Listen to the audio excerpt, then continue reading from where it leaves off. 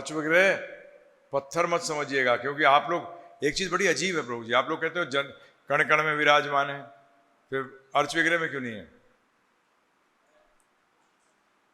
Urge विग्रह का बड़ा अच्छा उदाहरण दिया गया है कि हर लाल डब्बा पोस्ट बॉक्स नहीं होता, परंतु पोस्ट बॉक्स लाल डब्बा होता है। भगवान हर जगह विराजमान है, परंतु वो अर्च विग्रह के रूप में ही पूजा लेते हैं। जैसे हमने बताया था भगवद गीता का श्लोक कि मैं हर जगह हूं फिर भी नहीं हूं। आप उनको जबरदस्ती नहीं कर सकते, वो हर जगह नहीं है उसका मतलब समझ लिए कि वो हर जगह प्रकट नहीं है। तो हम जगह भगवान का फायदा उठाना चाहते हैं तो हम अर्च विग्रह के दर्शन करते हैं। अर्च विग्रह को स्थापित करने की तरीका है, दो प्रकार की अर्च विग्रह हैं। एक अर्च विग्रह जो कि स्वतः प्रकट है, जो कि क्या है प्रभु जी?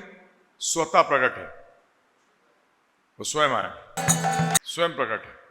दूसरा है जिसको गाड़ा गया है, परंतु शास्त्रों के आधार पर गाड़ा गया है। ये आप भी जानते हो कि पुलिस के अंदर अगर व्यक्ति को आप किसी ने कत्ल किया हो उसको देख लो तो आप बता देते हो पुलिस को कि वो ऐसा सा लगता है, तो उनके पास एक कलाकार होता है जो कि पूरी पूरी शक्ल बना देता है और 90% वैसी की वैसी होती है, उसको वो टीवी पे इधर उधर लगा देते हैं कि ये व्यक्ति था, है ना प्रभु जी? तो इसी तरीके से भगवान के बारे में पूरा शास्त्रों के अंदर वर्णन है। और जो ये मूर्ति गाड़क है, गाड़ते हैं, ये सदियों से क्या पुश्तों से यही कार्य कर रहे हैं। तो जब ये गढ़ते हैं उसके बाद शास्त्र बताते हैं अगर मुझे किसी को बुलाना है प्रभु जी, अगर मैं उसका बहुत बड़ा भक्त हूंगा तभी तो आएगा, दुश्मन के पास आएगा कोई? नहीं आएगा। तो भक्त जो हैं वो इस मूर्ति के अंदर भगवान का आह्वान करते हैं। क्या करते हैं प्रभु जी? आह्वान करते हैं। उसका पूरा तरीका है, पैर से शुरू करते हैं। कहां से? चरणों से। चरण आते हैं, फिर ऐसे करते करते, और आंख पे पट्टी होती है प्रभु जी, आंखों को अंत में खोलते हैं, लास्ट में। इनको अलग अलग अन्न में रखा जाता है, चावल में, गेहूं में, ऐसे रख रख के ये प्रक्रिया 14-15 दिन चलती है प्रभु जी। हम भगवान का आह्वान करते हैं, भगवान को बुलाते हैं, और ये जब भक्त करते हैं तभी वो अर्च विग्रह होते हैं, तो मूर्ति हैं। ये तो क्या है प्रभु जी? मूर्ति। ये फर्क है अर्च विग्रह में और मूर्ति में। आपके शिवलिंग के बनाने से शिव जी नहीं आ जाएंगे? आ जाएंगे? आप शिवलिंग बनाने से पकड़ सकते हो उनको कि आ जाओ? जबरदस्ती कर सकते हो? कृष्ण भगवान की, राम जी की आप मूर्ति बना दो, आप उनको जबरदस्ती पकड़ के ला सकते हो? नहीं, नहीं कर सकते। वो प्रेम से आते हैं, आप भी प्रेम से जाते हो। सही बात है, बताइए आप मुझे। आप किसी के न्योते पे जाते हो तो प्रेम से जाते हो ना प्रभु जी। जितना प्रेम ज्यादा आगाढ़ होता है उतना आप उस पर जाने के लिए क्या हो जाते हो? बाध्य हो जाते हो। तो जितना प्रेम कम होता है उतना बाध्य। अरे व्हाट्सएप कर देते हो, बीमार हूं, आ नहीं पा रहा, हैं जी? करते हो कि नहीं करते हो? तो ये सब वैज्ञानिक है, इसमें गलत क्या है? भगवान सर्वशक्तिमान है, जहां आना चाहे आ सकते हैं। खंबे से आ गए, वराह के रूप में किससे आए थे पता है? ब्रह्मा जी के नाक के इससे निकल के आए वराह। इतने से और कुछ ही देर के अंदर पूरे ब्रह्मांड जितने बड़े हो गए। पहले मतलब समझो, भगवान कुछ भी कर सकते हैं। जब आपने भगवान पे लिमिटेशन लगा दी तो आप वो भगवान नहीं है। भगवान कुछ भी कर सकते हैं, पहले इस डेफिनेशन को ध्यान रखना। वो कुछ भी कर सकते हैं, वो सर्वशक्तिमान है। और सर्वशक्तिमान का हम समझते नहीं मतलब, उसका कारण यह है कि हमने कभी किसी को सर्वशक्तिमान देखा ही नहीं है, हमने नहीं देखा। तो अब हमने आपको इन अभी चर्चा जो पीछे की उसमें बताया, भगवान को जानने की अनिवार्यता, क्योंकि हमें पता लगेगा उद्देश्य क्या है। अभी हमें भगवान से डायरेक्ट पता नहीं लग सकता, इसलिए उन्होंने हमें क्या दिया है? विवरणिका, जिसको मैनुअल कहते हो। इस पृथ्वी का कैसे उपयोग किया जाए जिससे कि आप लक्ष्य तक पहुंच सकें। साथ में आपको अपने सेल्समैन दिए हैं, गुरु के और भक्तों के क्या है गुरु और भक्त? मैं क्या कर रहा हूं? कोशिश आपको भगवान को आप तक देने की कोशिश कर रहा हूं। मैं सेल कर रहा हूं, परंतु आपसे रिटर्न में क्या चाहता हूं पता है आपको? श्रद्धा। क्या? और कुछ नहीं। हाँ प्रभु जी, हमारे नित्यानंद जी बोलते थे कि मैं नाम हट कहते थे। वो क्या कहते थे? हट का मतलब होता बाजार, नाम का बाजार। तो लोगों ने पूछा बाजार में तो लेन देन होता है। बोलते हैं हाँ मैं तुम्हें नाम दे रहा हूं। बोले फिर हम क्या देंगे? बोले श्रद्धा। क्या दोगे? श्रद्धा दोगे। किसके प्रति? मेरे प्रति नहीं, नाम के प्रति, भगवान के प्रति। समझ में आया प्रभु जी? तो ये है। अब आते हैं हम अगले विषय पर, तीसरे विषय पर, जिसको कहते हैं प्रकृति। क्या कहते हैं प्रभु जी? इसको समझना बहुत जरूरी है। प्रकृति का मतलब आप वैसे भी समझ लीजिए, प्रकृति का मतलब होता है शक्ति। क्या होता है? तो भगवान की मुख्य शक्ति तो अनेकों हैं, मुख्य दो शक्ति हैं। अब मैं इसको यहां करके बताऊंगा। दो प्रकार की शक्ति है, एक को कहते हैं भौतिक शक्ति, एक को कहते हैं दिव्य शक्ति, आध्यात्मिक शक्ति। बड़ा क्लियर, भौतिक शक्ति और आध्यात्मिक शक्ति, दो ही शक्तियां हैं आपकी समझ के लिए। तो दिव्य शक्ति, जिसको कि अंग्रेजी में स्पिरिचुअल एनर्जी भी कहते हैं और अंग्रेजी में मटेरियल एनर्जी भी कहते हैं। भौतिक और आध्यात्मिक या दिव्य या टेक्निकल। अब टेक्निकल, जैसे टेक्निकल भी होना चाहिए ना। एक को कहते हैं पराशक्ति और एक को कहते हैं अपराशक्ति। अब ये आगे संस्कृत के अंदर दिव्य के नीचे लिखो परा। अब इसको याद करने का तरीका, दिव्य को परा कहते हैं, उसका मतलब इस भौतिक जगत से परे है, तो याद हो जाएगा परा। समझ गए? जो यहां से परे है उसको परा कहते हैं, और भौतिक को कहते हैं अपरा, जो परे नहीं है, जो यहां है। हो गया क्लियर? अब दिव्य शक्ति के अंडर भी दो आती हैं। एक को कहे अंतरंगा शक्ति और दूसरे को कहे तटस्था शक्ति। हो गया क्लियर प्रभु जी? दो दिव्य और भौतिक, दिव्य के अंदर फिर दो, अंतरंगा शक्ति और तटस्था शक्ति। और इसके नीचे आ जाएगा, इसको कहते हैं बहिरंगा। क्या कहते हैं? बहिरंगा शक्ति। बहिरंगा का वैसे मतलब समझोगे बाहर का, अंतरंगा मतलब अंदर का, भगवान के करीब और भगवान से बाहर, और तटस्थता जो बीच में है। अब ध्यानपूर्वक सुनते जाइए। जो भौतिक जो है वो सब समस्त, मैं बताया था ना, भगवान कहते हैं मेरे भौतिक शक्ति से सब चर और अचर प्राणी सब इससे ही बनते हैं। तो भौतिक से जितने आप योनियां देखते हैं, समस्त योनियां, ये किससे आई हैं? भौतिक से। भौतिक का गुण क्या है? याद है आपको? अस्थाई, परिवर्तनशील, समाप्त होती है, चेंज होती है। समझ गए? ये सारा भौतिक में आता है। अब भौतिक के बारे में चर्चा करेंगे पहले। तो समस्त, अब इसी के अंतर्गत भगवान कहते हैं ये भौतिक प्रकृति मेरी शक्तियों में से एक है और मेरी अध्यक्षता में कार्य करती है। सारे चर अचर प्राणी उत्पन्न होते हैं इसी शक्ति से। ठीक है जी? और ये बारंबार पैदा होती है और खत्म होती है। तो ये नित्य बदल रही है। नित्य, इसको अंग्रेजी में कहते हैं फ्लक्स। हर टाइम बदल रही है, हर टाइम बदल रही है, हर टाइम। बताइए, जैसे हर क्षण हम बदल रहे हैं, नहीं बदल रहे हैं? हर क्षण ये पृथ्वी हर क्षण बदल रही है। इसको काल से जोड़ते हैं। अब हर क्षण बदल रहा है, हर क्षण बदल रहा है। तो ये भौतिक जगत है, ये हर टाइम बदलता रहता है, निरंतर परिवर्तनशील। 8वें अध्याय का 4था, अर्जुन ने प्रश्न किया है कि भौतिक क्या है, तो उन्होंने बताया निरंतर परिवर्तनशील ये भौतिक प्रकृति कहलाती है। जो नित्य परिवर्तनशील है ये भौतिक कहलाती है। इसका डेफिनेशन दिया भगवद गीता के 8वें अध्याय के 4थे श्लोक में। अब बताइए, चलिए एक बताइए मुझे, जो अस्थाई वस्तु है वो आनंद देने में सक्षम है? आनंद नहीं दे सकती। जिसको मजा कहते हो, मजा दुख की कमी है। बड़ी गड़बड़ चीज़ है मजा। बताऊं आपको, ये फंसाती है कैसे। अगर किसी को चर्म रोग हो जाए तो जब वो खुजाता है बड़ा मजा आता है, और जितना खुजाता जाता है मजा बढ़ता जाता है, और बीमारी भी। देखा कितने मजेदार हैं ये भौतिक सुख को इसी तरीके से शास्त्रों ने बताया है। चर्म रोग को खुजाओ, बड़ा मजा आएगा, करते करते खून तक निकाल देते हो। जिसको भौतिक सुख कहा गया है। अब इसको सुख मानते हो तो आप बहुत बुद्धिमान हो। चल क्या करूं मैं, हैं जी, हैं जी।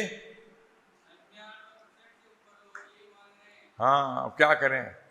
भगवान तो कहते हैं ज्ञानी बनो, परंतु हम तो कहते हैं नहीं, हम तो अज्ञानी बन के खुजाएंगे। खुजा ले भाई। तभी भगवान ने, जिसने इस सृष्टि की रचना करी है, सुनिए क्या कहते हैं इसके बारे में। दुखाल्यम अशाश्वतम, ये दुखों का घर है। हिमालय बर्फ का घर, विद्यालय विद्या का घर, ये दुखालय दुखों का घर।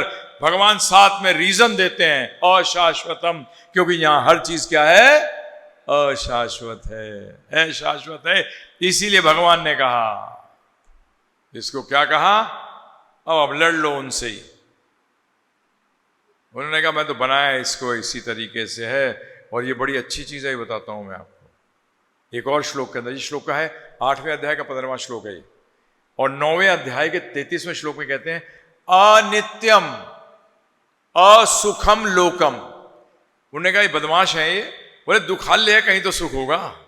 तो भगवान ने इसको भी कैंसिल कर दिया। अनित्य है एक, तो क्या है, अनित्यम असुखम। दुखालय नहीं कहा, क्या कहा, असुखम, यहां सुख भी नहीं है।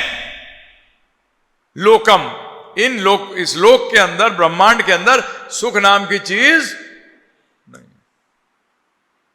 देखा, दोनों तरफ से मार दिया। नहीं तो कई बार लोग बोलते हैं मुझे, नहीं नहीं जी थोड़ा तो है, वो खुजाने के जैसा है।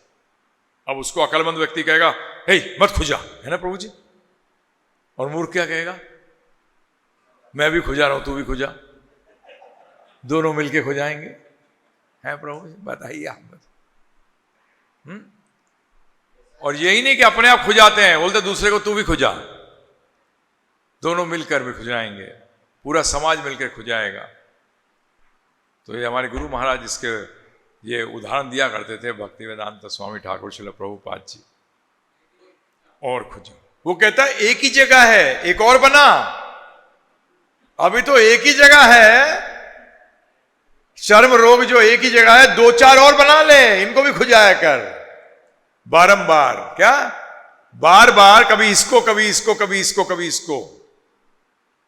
क्योंकि मजा लेने के लिए कभी मैं इस रेस्टोरेंट में खाऊंगा तो कभी उसमें खाऊंगा, हैं जी, कभी ये ढूंढूंगा तो कभी वो ढूंढूंगा। सोएगा एक खटिया पे, घर बनाएगा 10,000 स्क्वायर फुट का, है प्रभु जी। उसमें प्रॉब्लम आ जाती है प्रभु जी, पता है आपको।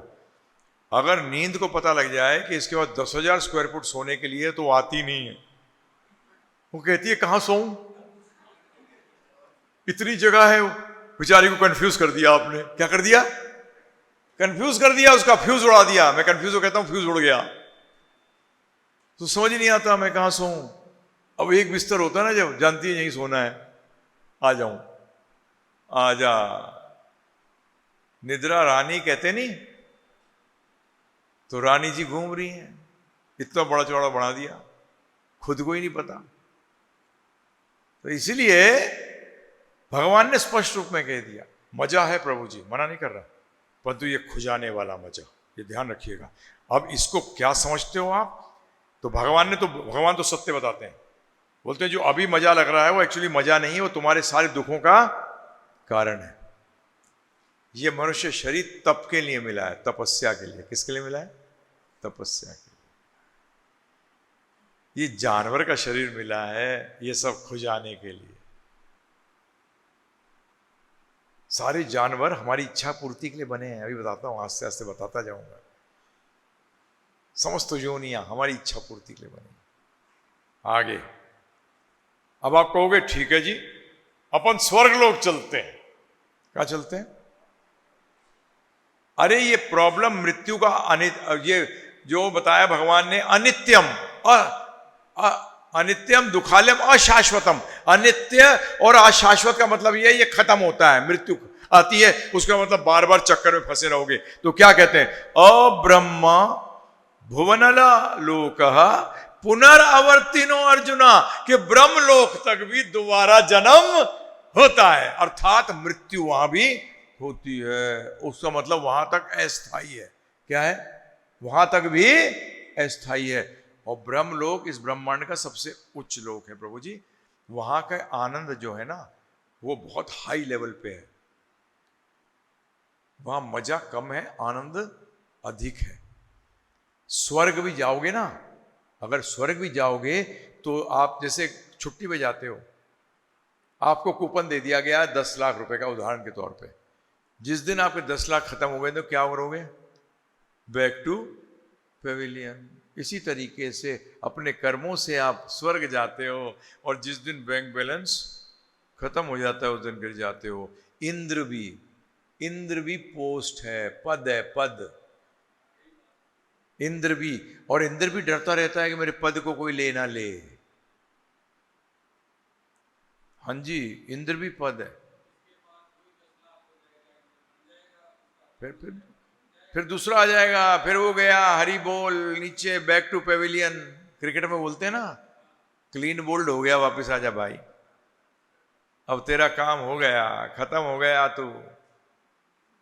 तो भगवान बता रहे हैं कि वहां तक, जब ब्रह्मा जी की भी उम्र है 100 साल, परंतु हमारे 100 साल नहीं है।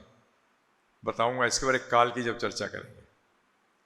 तो बता चुका हूं, दुखालयम के अंदर 7 दुख बताए थे ना प्रभु जी, नहीं बच सकते। जन्म को प्रभु जी इतना जबरदस्त दुख बताया है भागवत के अंदर ना। भागवत जबकि मेडिकल विषय की पुस्तक नहीं है, उसमें मां के गर्भ में बच्चा कैसे बढ़ता है बताया गया। फिर बताया गया है कि इतना जबरदस्त कष्ट में होता है, क्योंकि औंखड़ू पड़ा है। कैसे पड़ा है प्रभु जी? औंखड़ू, उल्टा औंखड़ू पड़ा है, और उसको कीड़े काट रहे हैं। माँ गलत जरा सी खा लेती है, वो उसके ऊपर असर होता है, तो वो फिर चिल्लाता है। क्या कहता है? हे ईश्वर, मुझे इससे निकाल, मुझे, मैं हरि, जहां हरि का मतलब होता है हरण कर ले, मेरे इन कष्टों को हरण कर ले। मैं तुझे वचन देता हूं कि मैं तेरी भक्ति करूंगा। हम सब इतने बदमाश हैं, बाहर आते ही वचन वो भूल गए, बोलते मेरे माता पिता का वचन। अरे तू बाहर ही नहीं आता अगर हरि नहीं होते तो। सबसे पहले हम सब ने ये वचन दिया है हरि को कि मैं जब इस कष्ट से निकाल दे, इस अंधकूप से निकाल दे, मैं बाहर आके तेरी भक्ति करूंगा। परंतु बाहर आते तो बोले, हाँ आपने तो बताया कि हमारे को भूलने की आदत है, तो इसलिए मैं भूल गया आपका वचन। क्या हुआ? और शुरू हो गए फिर नाना नानी दादा दादी सब बोली बोली बेचा, बोलते वाह क्या जिंदगी है, कितना मजा आ रहा है प्रभु जी।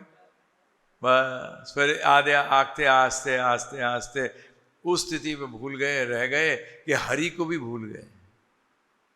हरि को भी कैसे भूले? अंग्रेजी का शब्द है, हरि को हरि करके भूल गए, जल्दी जल्दी। अंग्रेजी में हरि किसका नाम है? हरि क्या बोलते हैं? फटाफट। तो हरि को फटाफट भूल गए, खत्म। और मृत्यु, गरुड़ पुराण बताता है 40,000 बिच्छू जैसे एक साथ डंक मारे, ऐसी पीड़ा होती है। तो मैंने कहा अच्छा, ये तो कमी होती है। क्यों? क्योंकि अगर किसी चीज से आसक्ति हो और आपको उसमें से निकाला जा रहा हो, तो प्रभु जी क्या लड़ाई होगी। बच्चे को कभी देखा है, हाथ के अंदर उसे कोई चीज पसंद आ जाए तो जो ऐसे कर लेता है, उसको निकालने में प्रभु जी हाय तो हो जाती। इसी तरीके से आपको बताया था आपका व्यक्तित्व है। आपको एक चीज बता दूं आपको, जब आप शरीर त्यागते हो ना तो आपको एक यातना शरीर मिलता है। क्या मिलता है? जो कि यातना, जिसमें यातना भुगतनी है आपको, वो यातना शरीर मिलता है जो कि एक्चुअली जैसे आप हो ना वो वैसा ही होता है, परंतु सूक्ष्म होता है। क्या होता है? तो जो यमदूत आते हैं वो गले में रस्सा मारते हैं, रस्सा फेंकते हैं और रस्से से खींचते हैं। तो अगर आपको आसक्ति नहीं होगी तो वो आते ही नहीं है। वो कहते हैं यार इसे फायदा क्या, ये तो वैसे ही छोड़ने को तैयार है, इसे तो पता है कि छोड़ना ही है। परंतु आप जब आसक्ति होती है, मेरा घर, मेरा ये, मेरा वो, तो प्रभु जी सबके प्रति, जैसे मैं जानता हूँ मेरी एक ताई जी हैं, अब पता नहीं है कि नहीं है, बहुत दिन हो गए उनको। उनके हस्बैंड ताऊ जी जो थे IAS थे, उनका लड़का एम्बेसडर रहा इंडिया, इंग्लैंड का, जर्मनी का। जब उनसे एक बार मिलने गया पीछे, बोलते हैं मुझे समझ नहीं आ रहा है कि ये मेरे घर का क्या होगा, जब मैं चली जाऊंगी मेरे ले जाएंगे चीजें। मैंने, ताई जी जब चले जाओगे तो मरने तो क्या होगा, नहीं तो भूत बन के यहीं घूमोगी इन्हीं चीजों के पीछे, क्यों चक्कर में पड़ती हो? अरे नहीं बेटा ये बड़ा मुश्किल से बनाया है। और जबकि वो उस टाइम 96 ईयर्स की एज की 96 की एज थी, आज से 7-8 साल पहले। और उन्होंने उस टाइम का MA कर रखा था। क्या कर रखा था प्रभु जी? MA कर रखा था और डिक्शनरी रट रही थी बैठकर, शब्दकोश को। मुझसे पूछती है एक शब्द, मैंने कहा देखो जी मैंने शब्दकोश को नहीं रटा दी है, मैं इस चक्रों में नहीं पड़ता, मुझे भाषाकार नहीं बनना, मुझे समझना है भाव क्या है। तो प्रभु जी ऐसे ऐसी इतनी जबरदस्त आसक्ति होती है कि छोड़ा नहीं जाता, इतनी जबरदस्त आसक्ति। इसलिए कहा गया है 40,000 बिच्छू जैसे डंक मारते हैं। और आपकी जानकारी के लिए, पहले कुत्ते आते हैं देख सूंघने के लिए, यमदूत के कुत्ते आते हैं। ये इंडिया में इतने देखे नहीं जाते क्योंकि आपने कभी ना कभी राम नाम तो सुना ही होता है। देखिए कितना, एक बार भी राम नाम सुन ले प्रभु जी तो उसको यमदूत के कुत्ते नजर नहीं आते। अमेरिका में हमारी एक डिवोटी जो कि फॉरेनर, उनके पिताजी को हार्ट अटैक हुआ तो वो हॉस्पिटल में उनके से मिलने गई। तो बताऊं वो क्या कह रहे थे? मैं अंग्रेजी में बोलता हूँ, हिंदी में, remove these dogs, remove these dogs, इन कुत्तों को हटाओ। तो वो समझ गई, वो फॉरेनर थी परंतु उसने पढ़ा था शास्त्र। उसने कहा ओहो मेरे पिता की मृत्यु आ गई और इनको कुत्ते नजर आ रहे हैं यमदूत के। तो नर्स से पूछा, उसने अंग्रेजी में नर्स से पूछा, फॉरेन अमेरिका की बात है, तो नर्स से पूछा इनको कुत्ते नजर आ रहे हैं? बोलते यहाँ बहुत लोगों को नजर आते हैं क्योंकि प्रभु जी गाय खाते हैं सब। अमेरिका जो है ना नर्क का द्वार है, एडवर्टाइजिंग डिपार्टमेंट। किसका? नर्क का एडवर्टाइजिंग। वहां नर्क के होर्डिंग लगे हुए हैं कि कैसे नर्क जाओ। वहां जब आप खुजाते हो ना तो प्रभु जी जबरदस्त खुजाते हो, पूरे शरीर में खुजाते हो। अमेरिका में सबसे ज्यादा बिकती है डिप्रेशन की गोलियां, अवसाद कहते हो ना प्रभु जी। बताइए ये देश कोई प्रोग्रेस वाला देश है जहां लोगों को अवसाद में फंसे हुए हैं प्रभु जी? वहां कुत्ते नजर आते हैं उनको, हमारे यहां नहीं है, बहुत कम को, जिसने बहुत गंदी जीवन जिया है ना। क्योंकि यहां ना प्रभु जी भारतवर्ष में एक चीज प्लस पॉइंट है, कभी ना कभी कृष्ण या राम का नाम जो मानता भी नहीं होगा वो भी सुन लेगा। और इसको अग्नि स्वरूप बताया गया नामों को। क्या बताया गया? ये अपना काम फिर भी करते हैं। तो इसलिए जन्म भी और मृत्यु भी। दूसरा, इस जगह को बताऊं क्या बताया गया? भव सागर। क्या बताया प्रभु जी? सुना है ना? भव का मतलब दुखों से भरा हुआ, उसका सागर है ये। तो सागर पार करने के लिए क्या चाहिए? नाव। नाव, इसको शरीर को बताया गया। और नाव के जो क्या कहते हो, जो सेल होती है प्रभु जी, क्या कहते हैं? पाल। पाल, जो पाल है, ये बताया गया इस नाव में पाल है अर्थात बुद्धि है। और जो हवाएं हैं वो शास्त्र हैं। क्या है वो? और जो इसका कैप्टन है, इस नाव को चलाने वाला, उसको गुरु बताया गया कि वो आपके पाल को हिला के दिशा देता रहता है कि आपको कहां जाना है, कैसे जाना है। तो ये भव सागर पार करना है। दूसरी चीज, एक चीज और समझो, हम लोग सब रोगी हैं, भव रोगी। क्या रोगी? भव बंधन में फंसे हैं, जेल में हैं, और जेल पता लगा कि अंदर समुद्र भी है, और उसके अंदर हम रोगी भी हैं, भव रोग से पीड़ित हैं, जन्म मृत्यु जरा व्याधि। गीता में भगवान कहते हैं ज्ञानी व्यक्ति कौन है। 13वें अध्याय को अगर पढ़ेंगे, उसे भगवान ने बताया ज्ञान क्या क्या है, किन वस्तुओं को ज्ञान बताया गया है। किस ये बताया है, जन्म मृत्यु जरा व्याधि दोषानुदर्शनम। जो इसको दोष मानता है वो ज्ञानी है। वो क्या है? ज्ञानी है। तो भव रोग में फंसे हैं, अस्पताल में है प्रभु जी। अब अस्पताल में मजा करोगे तो क्या होने वाला है? रोग बढ़ेगा, कम होगा? जब अस्पताल में हो तो किसकी आज्ञा पालन करनी चाहिए? डॉक्टर की। हमने कभी जीवन में डॉक्टर लिया ही नहीं। हर चीज के लिए कोई ना कोई लिया है, टीचर, डॉक्टर, परंतु आध्यात्मिक विज्ञान के लिए, आत्मा के लिए कुछ नहीं लिया, अपने लिए कुछ नहीं किया। मैं ज्यादातर लोगों को कहता हूं ये हरे कृष्णा महामंत्र कर ले, बाकी तो सब दूसरों के लिए कर रहा है। आप पढ़ा रहे हो, आपको सैलरी आ रही है, आप पढ़ाते हो बच्चों के लिए, सैलरी लेते हो परिवार के लिए, अपने लिए क्या कर रहे हो? बताना, क्या फायदा? सही कह रहे हैं, रोग बढ़ा रहे हैं अपना, रोग का इलाज नहीं कर रहे। आत्मा फंसी हुई है, आप फंसे हुए हो इसमें। तो ये क्या है? जेल भी है। बोले मर गए, बाप रे, बंधन में फंसे हो, अस्पताल में फंसे हो,